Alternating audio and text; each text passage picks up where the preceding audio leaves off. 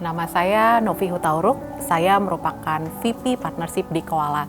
Saat ini saya membawahi 5 orang tim untuk bisa memimpin bisnis partnership di Koala, baik di Indonesia maupun regional.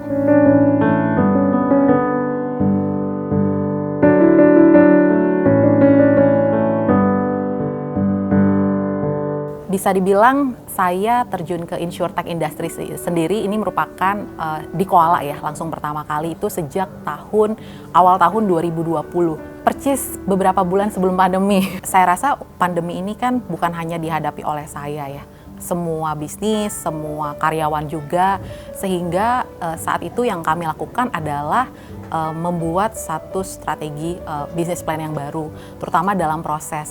Karena mungkin yang biasanya dituntut harus bertemu secara langsung, ini semua harus dikerjakan, dikoordinasikan hanya lewat online meeting.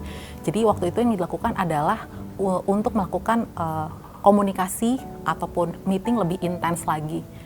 Yang biasanya mungkin kalau kita bertemu secara langsung itu mungkin jarang ya, ataupun ada berkala. Tapi dengan adanya pandemi ini kita biasanya jadi lebih intens aja sih Mas, untuk bisa mempermudah komunikasi. Kuncinya sih di komunikasi ya, untuk bisa melanjutkan bisnis. Jadi karena kita tahu bahwa ternyata dalam hal penetrasi produk asuransi di Indonesia itu masih sangat lebih rendah dibandingkan negara ASEAN lainnya. Sehingga ini membuat saya juga berpikir, waktu saya dulu terjun ke fintech itu juga sebenarnya ada di tahun dimana orang tuh masih tidak familiar dengan industri fintech, betul. Sehingga ketika 3 tahun kemudian ada kesempatan bertemu dengan Tommy Martin yang merupakan co-founder Koala, di situ membuat saya juga memiliki perspektif baru bahwa jangan cuma sampai berhenti di dunia financial services, yang ternyata juga bisa merambah ke dunia asuransi juga. Dan dengan adanya proses yang masih manual, produk yang juga masih tradisional, lalu masih ada keterbatasan akses terhadap produk tersebut, itu membuat saya akhirnya juga melihat bahwa dunia asuransi itu juga perlu disrupsi dari sisi teknologi. Sepanjang saya berkarir, saya tidak terlalu merasakan masalah diskriminasi ya terhadap perempuan. Karena saya sendiri sebenarnya tipe yang speak up terhadap kebutuhan saya sendiri, dan saya berpegang teguh kepada value yang saya pikir itu memang bisa saya kembangkan kepada yang lainnya. Nah, terkait dengan diskriminasi sebenarnya itu mungkin inevitable ya, atau tak terhindarkan lah, baik di lingkungan pekerjaan atau bahkan mungkin di lingkungan keluarga nih gitu. Tapi balik lagi, ini kalau misalkan kita juga punya satu peraturan yang jelas gitu kan, definisi yang jelas juga, dan akhirnya juga bisa dimasukkan dalam satu edukasi, karena kita ada di dalam culture dan background yang berbeda-beda. Nah, ketika ini sudah dibikin satu peraturan yang jelas masalah diskriminasi, saya rasa harusnya semua bisa memiliki kesempatan yang sama sih.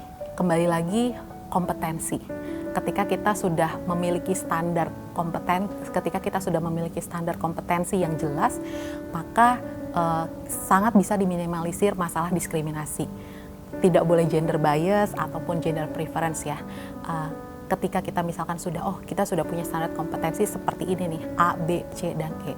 Sehingga kita fokus, ketika ada seseorang, baik laki-laki maupun perempuan, kompetensi sudah sesuai dengan requirement, maka itu yang menjadi dasar untuk saya bisa making decision.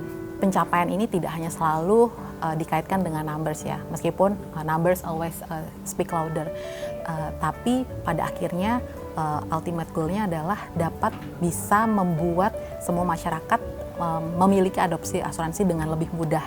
Dan pencapaian terbesarnya mungkin selama perjalanan saya di Koala, pertama kali memang saya hanya terbatas kepada mengembangkan financial services industry tadinya. Lalu akhirnya diberikan kesempatan oleh manajemen, dipercaya untuk bisa menghandle industri lainnya dan bahkan hingga ke regional. Sebenarnya saya bukan mengejar jabatan.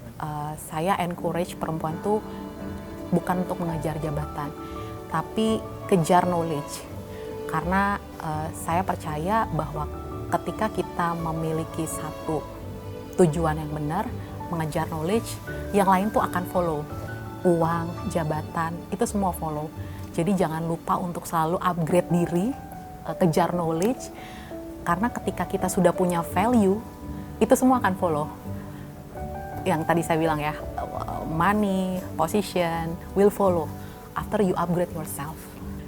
Yang independen dalam arti kita tidak hanya bergantung kepada pasangan atau bergantung kepada anak atau bergantung pada orang lain. Intinya kita bisa mandiri sini kita bisa melakukan apapun, ada atau tanpa ada pasangan, ada atau tanpa ada anak, ada atau tanpa ada keluarga. Jadi kita bisa menjadi apa yang kita mau. Karena buat saya waktu saya masih single ataupun sudah menikah, itu ternyata tidak membatasi saya untuk menjadi apa yang saya mau sih, gitu.